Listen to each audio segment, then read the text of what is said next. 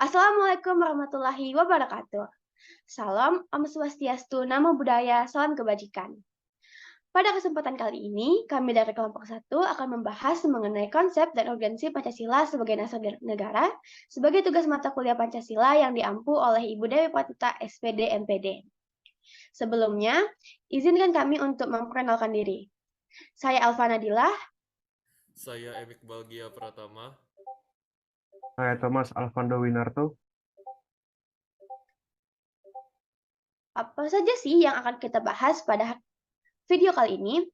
Yang pertama ada Pancasila sebagai dasar negara, lalu kita akan membahas sumber-sumber mengenai Pancasila sebagai dasar negara, dinamika dan tantangan Pancasila sebagai dasar negara, dan yang terakhir kita akan membahas mengenai urgensi dan esensi Pancasila sebagai dasar negara. Materi yang pertama akan dimulai oleh Saudara Iqbal Gia Pratama. Kepada Saudara Iqbal Gia Pratama, saya persilahkan. Baik, terima kasih atas kesempatannya. Jadi poin yang pertama adalah Pancasila sebagai dasar negara. Bisa dilanjutkan.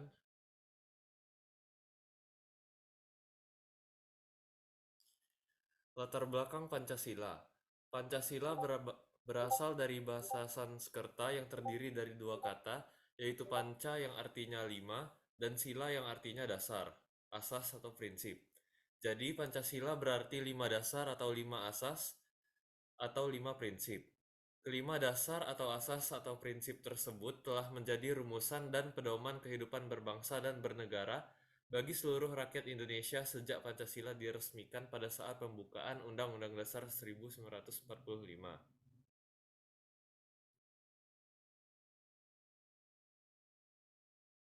Pancasila sebagai dasar negara juga terdapat dalam alinea keempat pembukaan Undang-Undang Dasar Negara Republik Indonesia tahun 1945.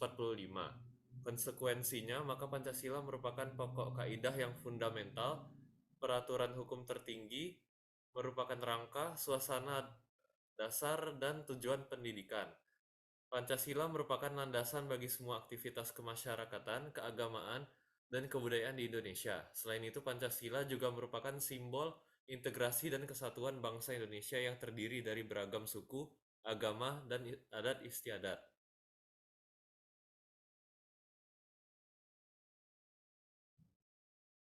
Pancasila merupakan dasar yang sangat penting bagi keberlangsungan negara Indonesia. Pancasila memiliki 5 asas atau sila yang menjadi landasan filosofis negara Indonesia. Kelima sila tersebut adalah satu, ketuhanan yang Maha Esa, yang berarti pengakuan yang adanya Tuhan yang Maha Esa meskipun Indonesia memiliki keragaman agama.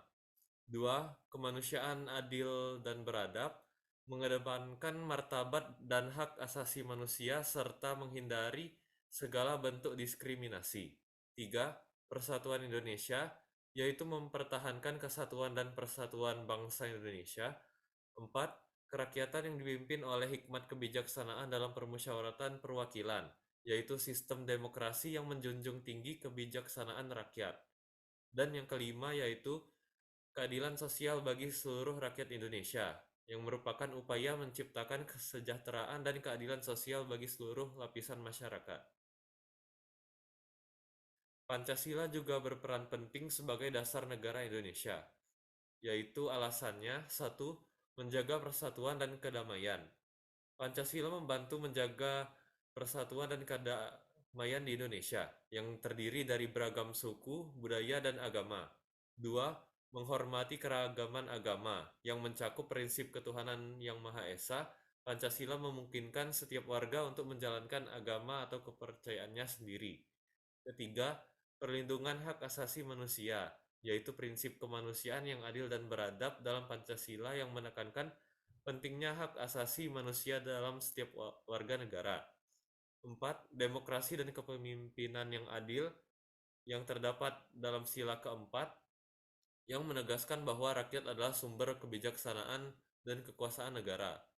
Yang kelima, keadilan sosial yang adil, yang merupakan pentingnya menciptakan keadilan sosial bagi seluruh rakyat Indonesia sebagai dasar untuk kebijakan yang bertujuan mengurangi kesenjangan sosial.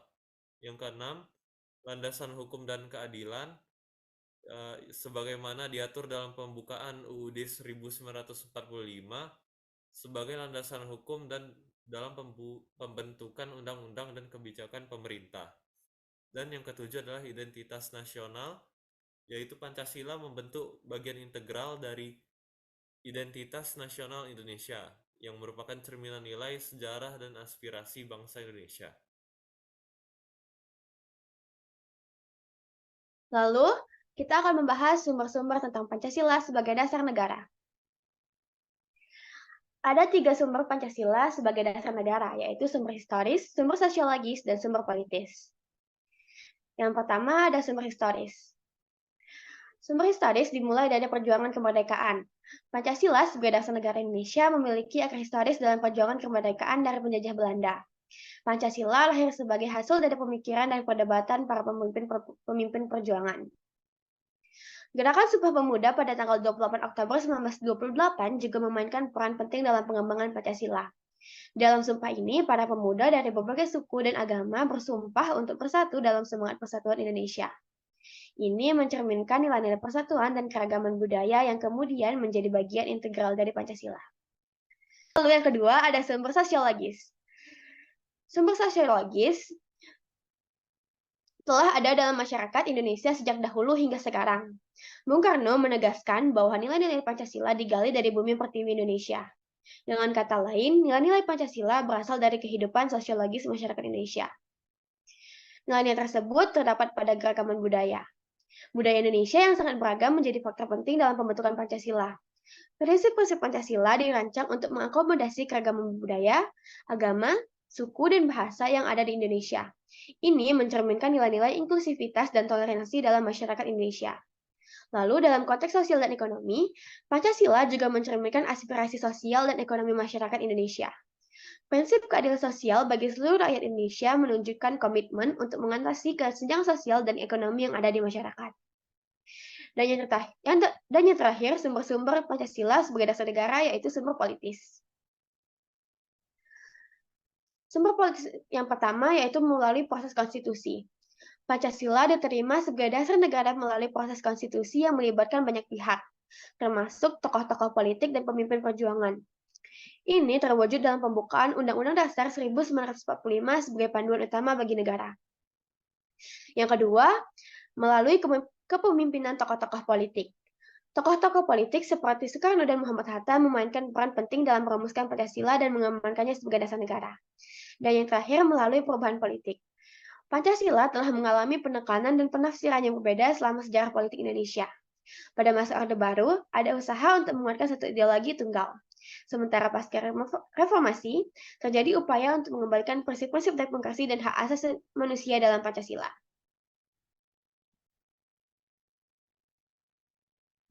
Baik, selanjutnya dalam poin ketiga kita akan membahas dinamika dan tantangan Pancasila sebagai dasar negara. Dinamika dan tantangan Pancasila sebagai dasar negara. Sejak awal dirumuskan hingga ditetapkannya Pancasila sebagai dasar negara, Pancasila telah mengalami berbagai tantangan, hambatan, dan ancaman dalam mempertahankan maupun mengamalkan nilai-nilainya.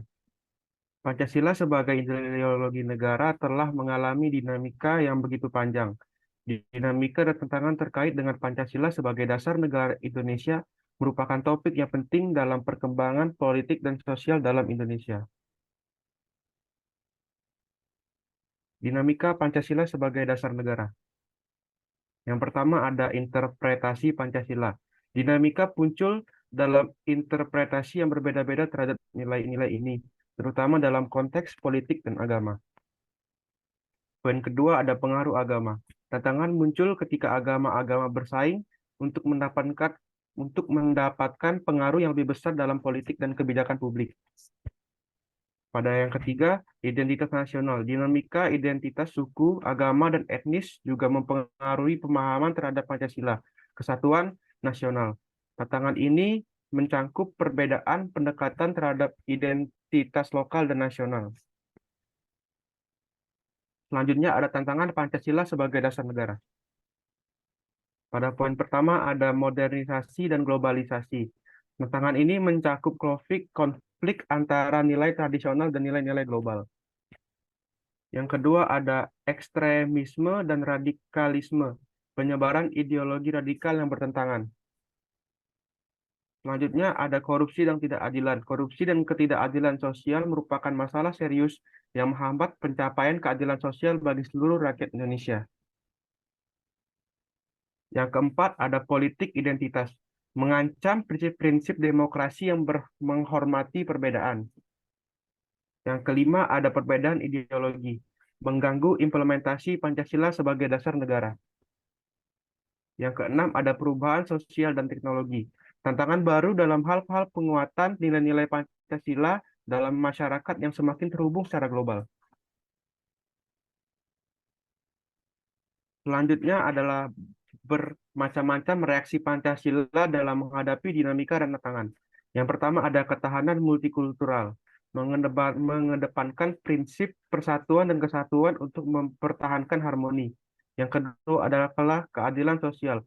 Pancasila menjadi landasan dalam upaya mengatasi ketidaksetaraan ekonomi dan sosial. Yang ketiga ada perwakilan, menciptakan ruang untuk diskusi dan pengembalian keputusan yang adil. Yang keempat ada kemanusiaan. Pancasila menuntut perlindungan terhadap hak-hak asasi manusia dan peningkatan kesejahteraan nasional. Yang kelima adalah Pancasila membangun semangat nasionalisme dan patriotisme. Yang keenam adalah ketahanan ekonomi. Pancasila mendorong pembangunan ekonomi yang berkelanjutan dan berkeadilan. Yang ketujuh adalah pendidikan dan penelitian. Pancasila mendukung penelitian dan pendidikan. Berikut adalah cara-cara Pancasila menghadapi dinamika dan tantangannya.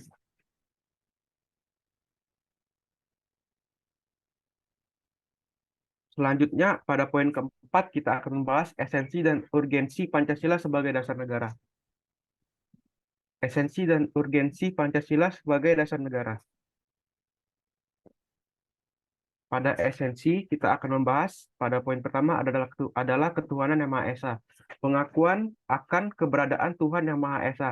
Prinsip ini mengajarkan toleransi dan penghormatan terhadap semua agama.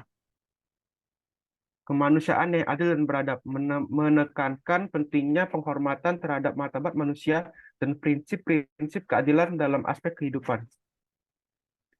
Poin ketiga adalah persatuan Indonesia. Menjaga persatuan dan kesatuan bangsa Indonesia yang terdiri dari beragam suku, agama, budaya, dan bangsa. Poin keempat ada kerakyatan yang dipimpin oleh hikmat kebijaksanaan dalam permusyawaratan perwakilan, menegaskan prinsip demokrasi yang mencangkup musyawarah dan pemilihan umum. Yang kelima adalah keadilan sosial bagi seluruh rakyat Indonesia. Pancasila menggarisbawahi pentingnya distribusi sumber daya dan kekayaan secara adil, sehingga seluruh rakyat Indonesia dapat merasakan manfaat pembangunan dan perubahan ekonomi. Selanjutnya kita akan membahas urgensi Pancasila sebagai dasar negara. Pada poin pertama ada pemeliharaan, kesatuan, dan kerukunan nasional. Pancasila adalah perekat yang kuat dalam menjaga persatuan dan kerukunan nasional di tengah beragamnya identitas dan kepentingan di Indonesia. Poin kedua adalah kedaulatan dan kedirgantaraan. Pancasila mendukung semangat kemerdekaan dan kedaulatan nasional yang menjadi urgensi penting dalam konteks globalisasi dan geopolitik yang berkembang pesat. Pada poin ketiga adalah keadilan sosial dan pengentasan kemiskinan. Pancasila mendorong pemerintah untuk melakukan upaya konkret dalam pengentasan kemiskinan dan ketidaksetaraan ekonomi. Poin keempat ada perlindungan hak asasi manusia. Pancasila mendukung perlindungan hak asasi manusia dan penegakan hukum yang adil, mengingatkan pentingnya masyarakat yang berlandaskan pada prinsip-prinsip keadilan dan hak asasi. Poin kelima adalah penguatan demokrasi. Pancasila menciptakan landasan kuat untuk pengembangan demokrasi di Indonesia dengan mengedepankan musyawarah dan perwakilan rakyat dalam pengambilan keputusan politik. Yang keenam ada legitimasi pemerintahan. Pancasila memberikan legitimasi bagi pemerintah dan sistem hukum di Indonesia, menciptakan konsistensi dan kestabilan dalam penyelenggaraan pemerintahan. Yang terakhir ada perekat identitas bangsa, perekat identitas nasional yang mempersatukan seluruh bangsa Indonesia di tengah perbedaan suku, agama, dan budaya.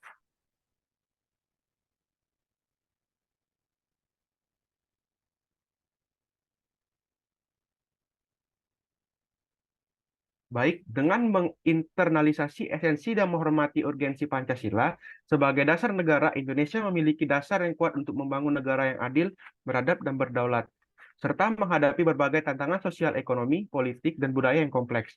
Pancasila bukan hanya sebuah ideologi, tetapi juga pedoman praktis untuk mencapai tujuan-tujuan nasional yang diamanatkan dalam Konstitusi Indonesia.